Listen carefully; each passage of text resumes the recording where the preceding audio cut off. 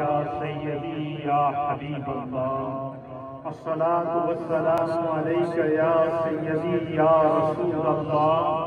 وعلی آلک واصحابک یا سیدی یا رحمۃ للعالمین، الصلاۃ والسلام علیک یا سیدی یا رسول اللہ وعلی آلک واصحابک یا سیدی یا خاتم النبیین۔ حمد و صلات کے بعد میر محفل اس عرس پاک کی روحانی اور وجدانی اور آخری مجلس کے مہمان خصوصی پیر طریقت، رہبر شریعت، مبلغ اسلام، جانشین حضور شیخ العالم حضرت علامہ خواجہ پیر محمد سلطان العارفین صاحب صدیقی، چانسلر محی الدین اسلامک یونیورسٹی نہریہ شریف، سجادہ نشین دربار عالیہ نہریہ شریف آزاد کشمیر اور آستانہ عالیہ نہریہ شریف سے حضور غوث الامت خواجہ خواجگاں حضرت خواجہ پیر غلام محی الدین غزنوی نیروی رحمۃ اللہ علیہ کی نگاہ سے آباد اس چاروں جانب پہاڑوں کے درمیان میں آباد اس روحانی مہخانہ کے سربراہ اور آج کی اس محفل کے میزبان پیر طریقت، رہبر شریعت حضرت پیر خلیفہ عارف الحق صاحب دامت برکاتہم العالیہ آج جس عظیم روحانی شخصیت، عظیم پیر کامل کے عرس پاک کی یہ خوبصورت علمی اور فکری اور روحانی اجتماع جو پہاڑوں پر بھی دائیں بائیں ہر طرف مخلوق خدا جو یہاں نظر آ رہی ہے، یہ میرے مرشد کریم اور سلسلہ عالیہ نقشبندیہ کی عظیم بہار حضرت غوث الامت کی نگاہ کا فیضان اور حضور شیخ العالم حضرت خواجہ پیر محمد علاء الدین صاحب صدیقی رحمت اللہ تعالی علیہ کی جہد مسلسل کا ایک خوبصورت منہ بولتا ثبوت ہے کہ آج جس شخصیت کی یاد میں یہ عرس منعقد کیا جا رہا ہے، میری مراد قدوۃ السالکین پیر طریقت حضرت خواجہ پیر فیض محمد صاحب رحمت اللہ تعالی علیہ، آپ کی شخصیت کے لیے صرف اتنا میں آپ حضرات کی خدمت میں پیش کر دوں، کیونکہ بہت سی ینگ جنریشن یہاں مجھے نظر آ رہی ہے جو شاید اس ہسٹری سے واقف نہ ہو۔ حضرت پیر فیض محمد صاحب رحمت اللہ تعالی علیہ یہ جن کا مہانہ یہاں اس جنگل کو منگل بنائے ہوئے ہے، ان پہاڑوں میں ذکر کے سوتے اور ہر طرف ذکر اور سرور اور یوں محسوس ہو رہا ہے کہ آج ہم نہریہ شریف کے اندر موجود ہیں، اور وہی فیض یہاں پر یہ نظر کیوں آ رہا ہے؟ اس کی وجہ یہ ہے کہ حضور غوث الامت حضرت خواجہ پیر غلام محی الدین غزنوی نیروی رحمت اللہ علیہ کے اولین خلفاء میں سے، پہلے خلفاء میں سے، پہلے رفقاء میں سے، سب سے پہلے فیض حاصل کرنے والوں میں سے جس شخصیت کا نام ہے، اس شخصیت کو حضرت پیر فیض محمد صاحب رحمت اللہ علیہ سب سے پہلے۔ اور آپ شاید اس ہسٹری سے واقف نہ ہوں، جب حضور غوث الامت حضرت خواجہ پیر غلام محی الدین غزنوی نیروی رحمت اللہ تعالی علیہ نے حضرت پیر فیض محمد صاحب رحمت اللہ تعالی علیہ کو فیض سے مملو کیا اور حکم دیا کہ آپ نے تتا پانی کے مقام پر بیٹھ کر جو ہے حضور بابا جی صاحب موڑوی کے فیض کو بھی بانٹنا ہے، اور اپنے مرشد کریم سرکار نیروی کے فیض کو بھی بانٹنا ہے۔ اور اسی آ کر اپنے مرشد کریم کی حکم پر جب یہاں بیٹھے، ایک وقت آیا حضرت پیر فیض محمد صاحب رحمت اللہ علیہ حضور غوث الامت رحمت اللہ علیہ کی خدمت میں حاضر ہوئے اور عرض کی کہ حضور میری خواہش ہے کہ میں آپ کے ساتھ موڑا شریف جاؤں۔ کیا عرض کیا؟ خواہش کا اظہار کیا کہ میری خواہش ہے کہ میں آپ کے ساتھ موڑا شریف جاؤں۔ تو بابا جی صاحب رحمت اللہ تعالی علیہ نے فرمایا کہ بیٹا تیرا موڑا شریف وہی ہے جڑے تتا پانی جسے تنوں بٹھایا ہے، تیرا موڑا شریف وہی ہے، وہیں بیٹھے رہو۔ بس مرشد کریم کا حکم پایا پھر آ گئے، پھر دوبارہ موڑا شریف جانے کا نام نہیں لیا، نہ اس طرف جانے کی جستجو کی۔ پھر وقت گزرتا گیا،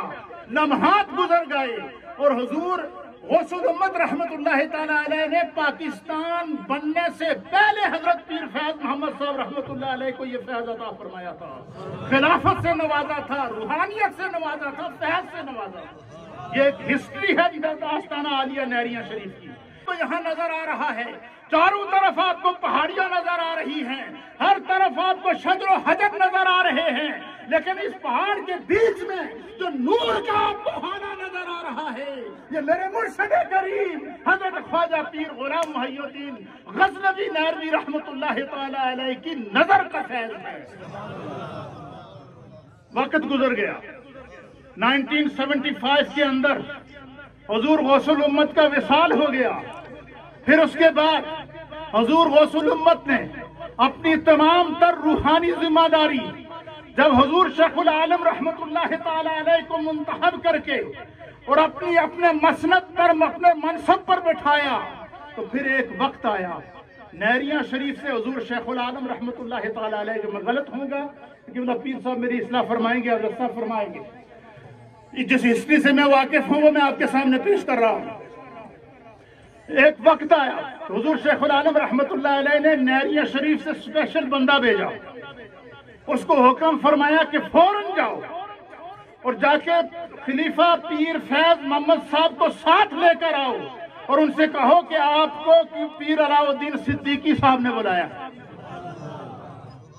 بندہ نہریاں شریف سے چل کر یہاں آیا، حضرت پیر فیض محمد صاحب کو لے کر جب نہریاں شریف جب حکم ملا کہ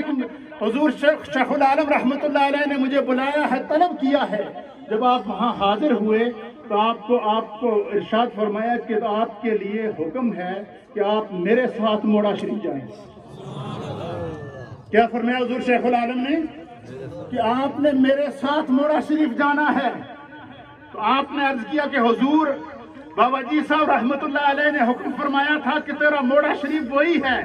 تو حضور شیخ العالم رحمت اللہ علیہ نے فرمایا کہ جو قاصد تمہیں لینے کے لیے بھیجا تھا، اسی لیے بھیجا تھا کہ بابا جی صاحب نے مجھے حکم دیا ہے کہ میرے فیض محمد کو اپنے ساتھ لے کر موڑا شریف جاؤ۔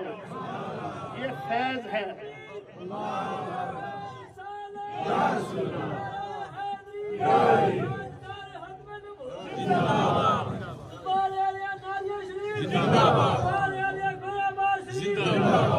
یہ وہ فیض ہے جو سلسلہ در سلسلہ آج جہاں ان پہاڑیوں پر لوگوں کو دیکھ کر مجھے نہریاں شریف یاد آیا، اور نہریاں شریف کے پہاڑوں کے اوپر جم غفیر کو دیکھ کر ہمیں موڑا شریف یاد آ جاتا ہے۔ موڑا شریف کے پہاڑوں پر جب ہم جم غفیر دیکھتے ہیں تو ہمیں کئیاں شریف یاد آ جاتا ہے، اور یہی سلسلہ جا کے بارگاہ صدیق اکبر میں پہنچتا ہے۔ یہ وہ فیض ہے جو سینہ بسینہ آیا ہے۔ اور آج اپنے دادا جان کے فیض کو، اپنے والد ماجد کے فیض کو اور اسی روایت کو جب نبھانے کے لیے میں نے دیکھا کہ اتنی بے شمار مصروفیات کے باوجود حضرت علامہ ڈاکٹر پیر سلطان العارفین صاحب صدیقی سجادہ نشین دربار عالیہ نہریاں شریف،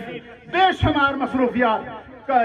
گزشتہ روز محی الدین اسلامک یونیورسٹی کا کنوکیشن تھا، جس